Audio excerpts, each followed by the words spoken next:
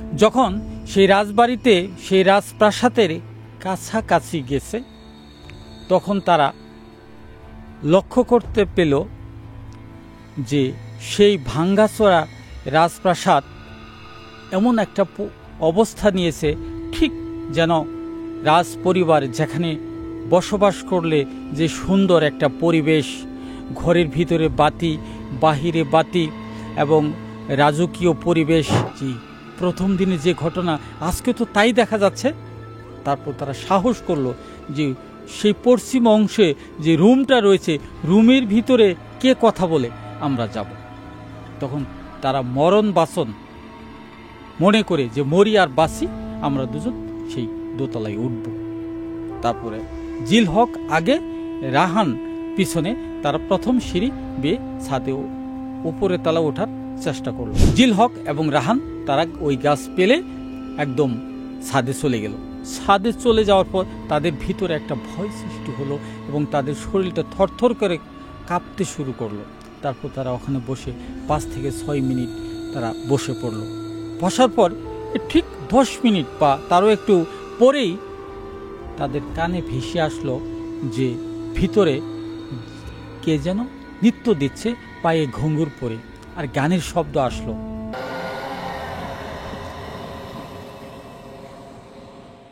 আমার এই প্রথম ঘটনাটি একটি কালেক্ট করা। এটা গাজীপুরের আমার এক বন্ধু, তার কাছ থেকে শোনা এই ঘটনাটি। তো ওনার বাড়ি গাইবান্ধা জেলা, সুন্দরগঞ্জ থানা। তো ওনার নাম হচ্ছে জেল হক। উনি গাজীপুরে মৌচাকে একটা নিটিং ফ্যাক্টরিতে চাকরি করে।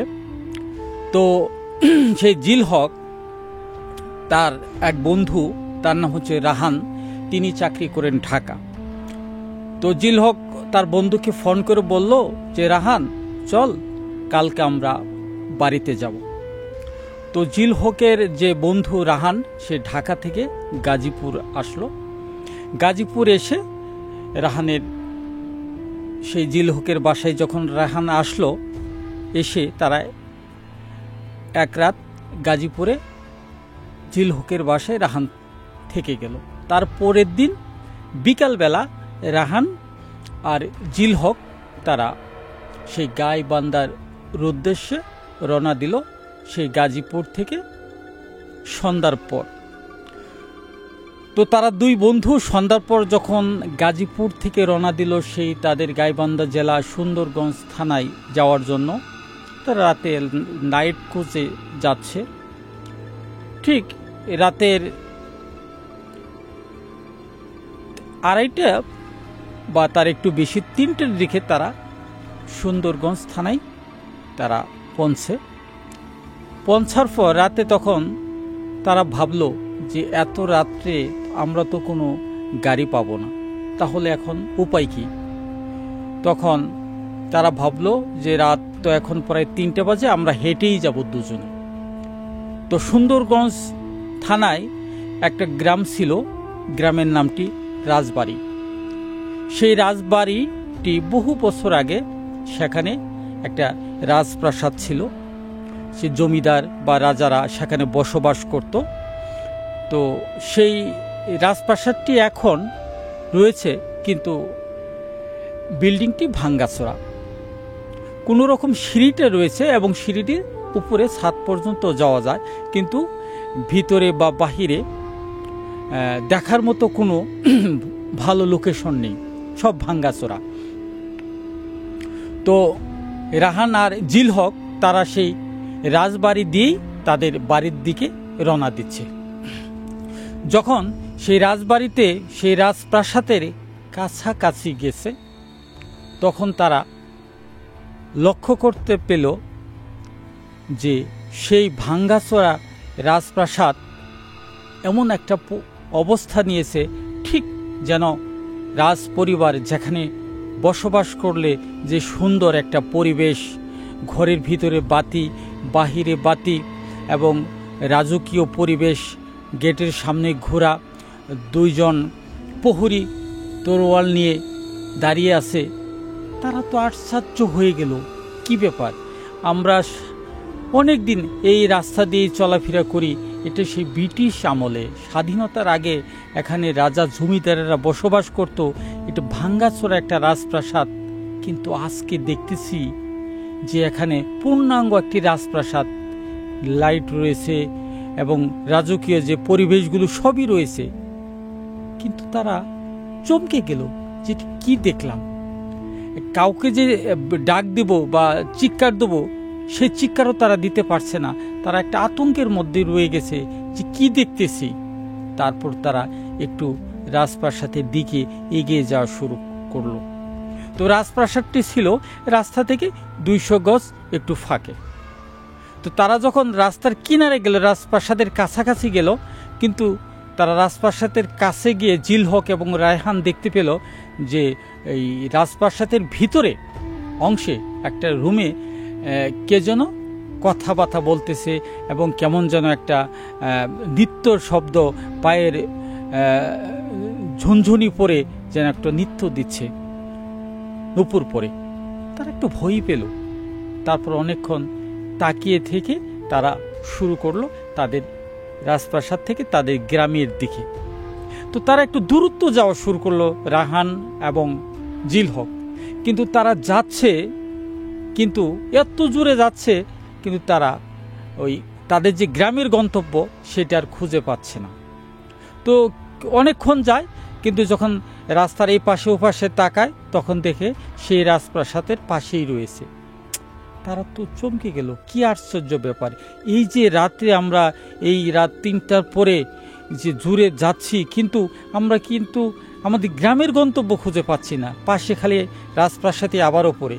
এইভাবে তারা সেই 3টার পরে প্রায় 5টা পর্যন্ত, ফজরের আজান পর্যন্ত তারা এইভাবে যেতেই থাকলো, কিন্তু তাদের গ্রামের সেই মূল রাস্তাটা খুঁজে পেল না। তারপর তারা হয়রান হয়ে গেছে, তাদের একটা ক্লান্তি ধরে গেছে এবং তাদের মনের ভিতরে একটা ভয়ও সৃষ্টি হয়েছে যে আমরা কেন গ্রামের পথটা খুঁজে পাচ্ছি না। যখন আজান হয়ে গেল, তখন তারা তাদের সেই গ্রামের রাস্তাটা খুঁজে পেল। তারপর তারা সেই রাজবাড়ি থেকে তাদের গ্রামে চলে গেল।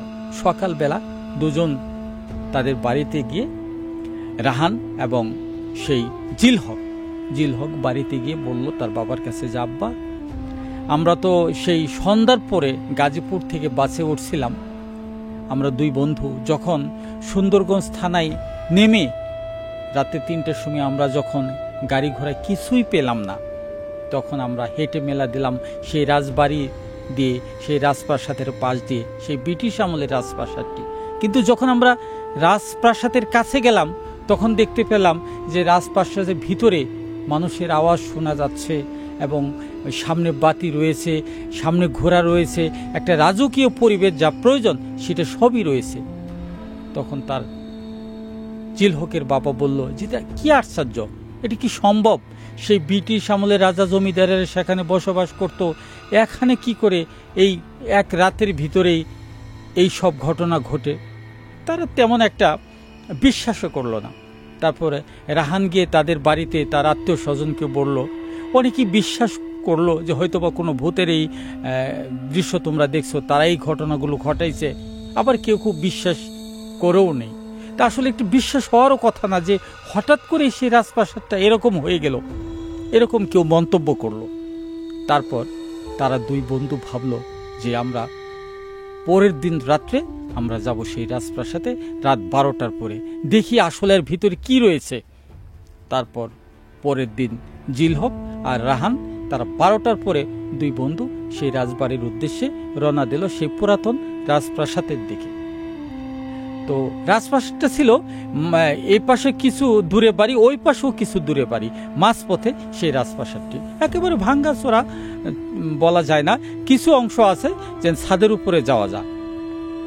তারপর তারা যখন রাজপ্রাসাদের কাছে গেছে, যে দেখতে পারলো কই আগের মতোই অন্ধকার, কিছুই নেই। তারপর তারা সেখানে প্রায় 10 মিনিট অপেক্ষা করলো, কিছুই পেল না। তারপর তারা বাড়িতে চলে গেল।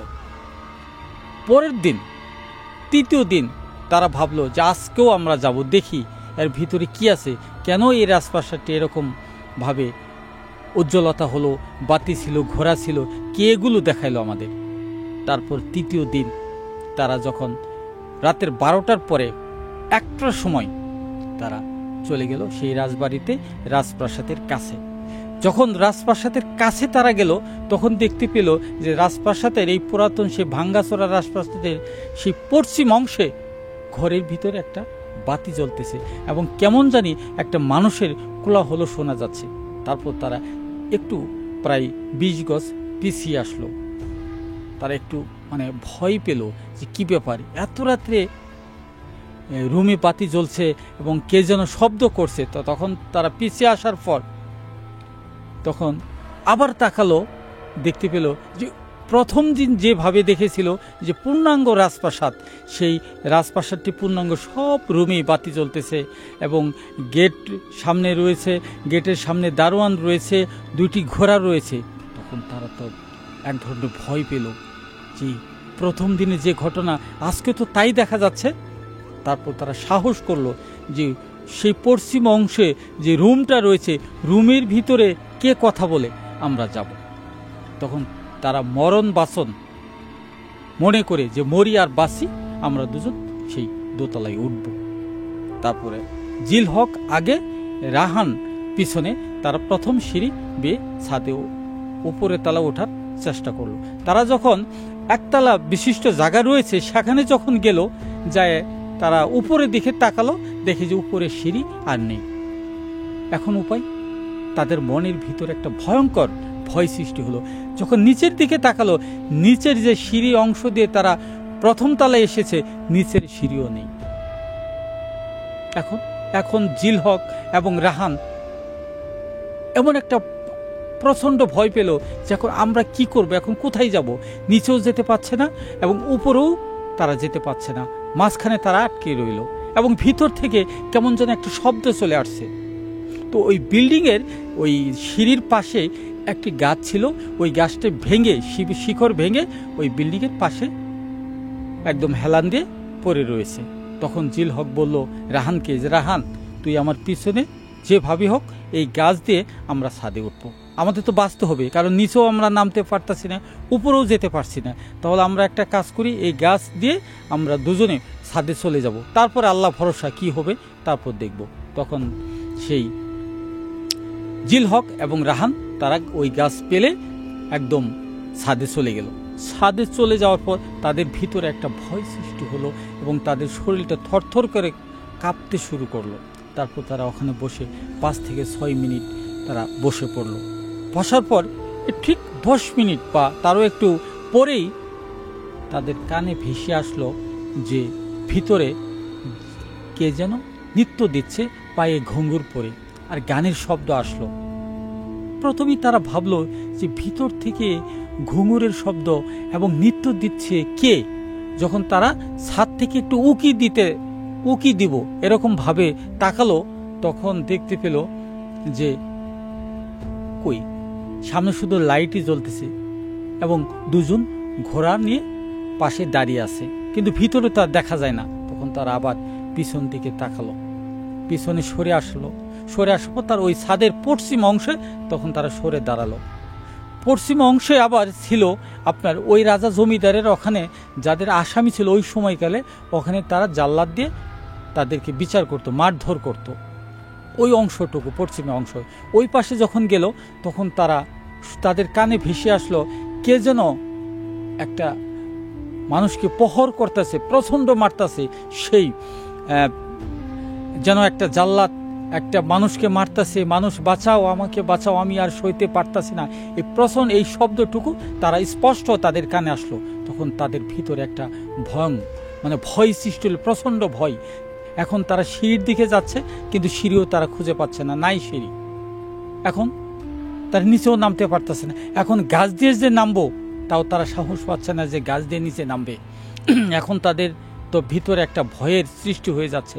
তখন তারা আবারও ছাদ থেকে সামনের দিকে তাকালো যে নিচে দেখি, কিন্তু নিচে যে দেখে যে কয়েকটা ঘোড়া, আগে লাগাম ছিল, লাগাম নেই, কিন্তু এই রাজপ্রাসাদের সামান দিয়ে ঘুরতেছে। তখন তারা পিছনে আসলো, কিন্তু কিছুক্ষণ পর ছাদের পাশে একটা অট্টহাসি শোনা গেল। তারা তো চমকে গেল, কি আশ্চর্য, পিছনে অট্টহাসি। যখন তারা পিছনে তাকালো তখন দেখতে পেল প্রায় 4-5টা সুন্দরী মেয়ে তারা ঘুঙুর পরে ছাদে নৃত্য দেওয়া শুরু করলো। এখন তো জিল হক এবং রাহান এখন কোন দিকে যাব? যখন মেয়ে দেখলো অনেক সুন্দরী তখন তাদের ভিতরে একটা লোভ জাগলো, মেয়েদের কাছাকাছি যাব করে তারা ভাবা শুরু করলো যে মেয়েদেরকে ধরবে। কিন্তু যখন তারা 2 পাও সামনে দিকে এগিয়ে গেল তখন যে সুন্দরী রূপ ছিল তারা নৃত্য দিচ্ছে, কিন্তু সেই সুন্দরী রূপ আর নেই। তখন কালা ভয়ঙ্কর অনেক বড় দাঁত বের করে তখন তারা নৃত্য দেওয়া শুরু করলো। মনে হচ্ছে যে একটা বাঘের মতো যেন হা করে আছে আর নৃত্য দিচ্ছে। তখন তো তারা পিছিয়ে পড়লো। তাদের ভিতরে একটা ভয়, এমন ভয় সৃষ্টি হলো যে তারা দুজন এখন চিৎকার দেব না কোন দিকে যাব তারা পাচ্ছে না। এখন নিচেও নামতে পারতেছে না, এবং ছাদ থেকে যে নামবে সিঁড়ি তো নেই, গাছ দিয়ে যে নামবে এখন উপায় তো নেই, কারণ তাদের চতুর সাইডে কালা পেতনির মতো তারা হাসি শুরু করছে এবং নৃত্য দিচ্ছে। তখন তারা এখন উপায় কি? এখন জিল হক এবং রাহান তারা ছাদের এক কোণায় তারা বসে পড়ল। তারা ভাবলো যে আল্লাহ ভরসা, যা হয়। এইভাবে কিছুক্ষণ পর তারা দুজন চোখ মুঞ্জে নিজ মুখে বসে পড়ল যে মরি আর বাসি, আমরা ছাদেই থাকবো। তারপর মিনিট 5 পরে আর কোনো ঘুঙুরের শব্দ নেই, কোনো কিছু শব্দ নেই। তখন তারা চোখ খুললো, চোখ খুলে দেখে যে উপছাদে আর কোনো মেয়ে নেই। তারপর তারা দুজনে থর থর করে কাঁপা শুরু করলো। এখন উপায় কি, কিভাবে? তখন জিল হক বলল যে রাহান, যতই আমাদের সামনে বিপদ আসুক আমরা এই ছাদই থাকবো একদম ফজরে আজান পর্যন্ত। যখন ফর্সা হব তখন তো আর কিছু আমরা দেখতে পারবো না, দেখি। আর ফর্সা হলো যদি থাকে তাহলে তো রাজপ্রাসাদই হয়ে গেল। তারপর তারা ওখানে কোনায় বসে থাকলো দুজন। কিছুক্ষণ পর মানে ফজরের আজান হবে তার প্রায় আধা ঘন্টা আগে তারা দুজনে বসে আছে। এমন সময় দেখে যে বিকট কিছু শব্দ দিয়ে, হাসি দিয়ে তাদের মাথার উপর দিয়ে এই বড় বড় দাঁত বের করে 2জন মেয়ে এদিকে যাচ্ছে আবার এদিকে যাচ্ছে, মানে তাদের সুই সুই ভাব, ধরে ধরে ভাব। এখন কি উপায়? রায়হান এবং জিল হক তারা চিৎকার দেবো, কিন্তু তার শত চেষ্টা করতেছে চিৎকার দেবো, কিন্তু তাদের মন থেকে, তাদের অন্তর থেকে, তাদের শ্বাসনলী থেকে কোনো চিৎকার আসতেছে না। চেষ্টা করে কিন্তু চিৎকার দিতে পারে না। তখন তারা শুয়ে পড়লো, উপর হয়ে শুয়ে চোখ মুঞ্জে রইল যে আল্লাহ ভরসা, মরি আর বাঁচি, আমরা এখানেই থাকবো। তার 10 মিনিট পরে আজান হয়ে গেল। আজান হওয়ার পর তারা ওখানেই রয়ে গেল। থাকার পরে যখন ফর্সা হলো তখন তারা ছাদ থেকে একটু অগ্রসর হয়ে দেখে যে আগের মতো সিঁড়ি রয়েছে, যে গাছ দিয়ে উপরে উঠেছে ওই গাছও হেলান দিয়ে রয়েছে, সবই ঠিক। আগে যেভাবে রাজপ্রাসাদ ছিল ভাঙ্গাচোরা ওইভাবেই রাজপ্রাসাদ ছিল। তখন তারা এই সিঁড়ি দিয়ে নেমে তারা বাড়িতে গেল। বাড়িতে যে 2জন একই বাড়িতে, সেই রাহান চলে গেল সে জিল হকের বাড়িতে। যাওয়ার পরে সেখানে তারা কাঁপুনি, শরীরের মধ্যে প্রচণ্ড জ্বর। তখন সব কিছু তাদের মা বাবাকে খুলে বলল। তারপর কবিরাজ নিয়ে আসলো। কবিরাজ নিয়ে আসার পরে ঝাঁক ফুঁক দিল, দিয়ে অনেকদিন তারা প্রায় 1 সপ্তাহখানি তারা ওখানে চিকিৎসা করে সুস্থ হয়ে তারা আবার ঢাকায় এসে, একজন গাজীপুরে চাকরি করে আর একজন ঢাকায় চাকরি করে এসে তারা আবার চাকরি শুরু করলো। এই ছিল আমার প্রথম ঘটনা। জাগো এফএম এর অ্যাপ এখন পাওয়া যাচ্ছে অ্যাপ স্টোর এবং প্লে স্টোরে।